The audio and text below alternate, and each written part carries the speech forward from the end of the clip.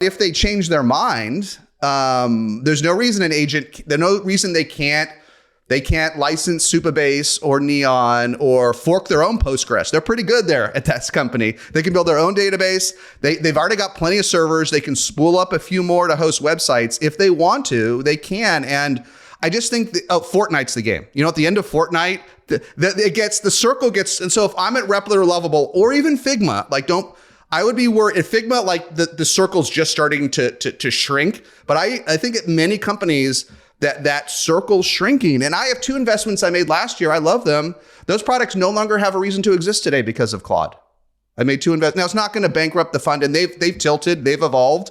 But these were standalone investments last year. I'm not going to go into it, that were great, that blew up in the early days, and they just have no reason to exist today in that prior form. Just no reason. And when we turn around and all of a sudden you can preview your entire app inside of Claude, which you couldn't do last week. If I'm any of these, Figma, Replit, Lovable, Vercel, all of them I love, the Fortnite circle shrinking. So you got to do something about it, right? And will it stop? At the end of the game, it does get pretty small though, right?